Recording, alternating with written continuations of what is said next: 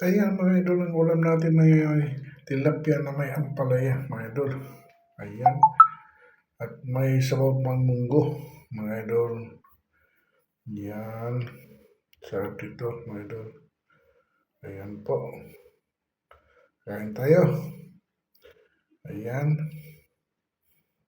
Ayan pa.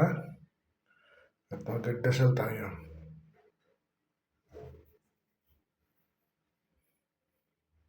Ayan mga idol. Kain na tayo. Una natin yung ampalaya.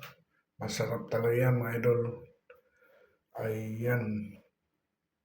Yan o.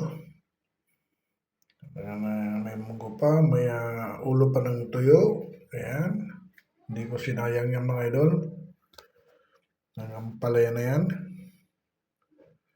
Ayan. Yummy. Gulay ng palaya. Ayan. Wow. Basta may tilapia. Okay na yan mga idol. Isang buntot na tilapia. Yan. Ang solid na yan. May gulay pa ng ampalaya. At may munggo pa. Ayun. At may panglasa pa ng ng tuyo, ng ulo. Yan, mga idol. Talaga naman. Napakasarap yan mga idol. Yun, no? Ito simple lang. Kahit paano, may gulay ng palaya. Yan ang the best dyan eh. Minsan ka lang makagulay ng palaya. Hindi naman yan sa kung may high blood ka, hindi ka pwede kumain ng palaya. Hindi po. Gulay po yan, sustansya yan. At may munggo dyan na may malunggay. Wala. Talagang puro gulay tayo ngayon mga idol. Gulay, isda, iyan. Talagang napakasarap niya mga idol.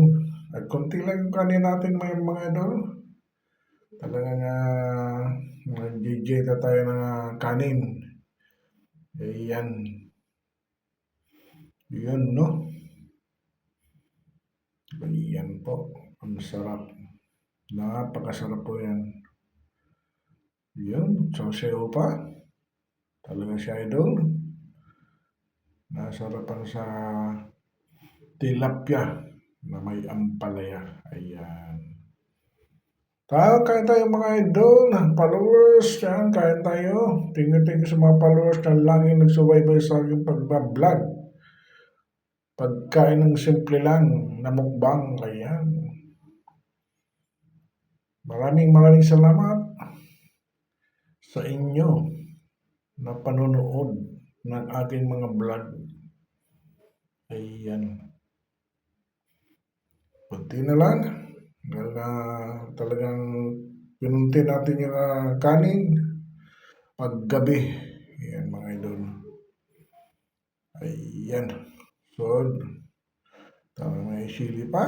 Talagang hindi pinaligtas yung sili. Ayan mga idol. Yummy. Ayan. Sarap ng gulay ng palaya mga idol. At yung tilapia. Ayan. Maraming salamat po sa inyo sa panonood ng ating vlog. Sa mga followers dyan, thank you. Maraming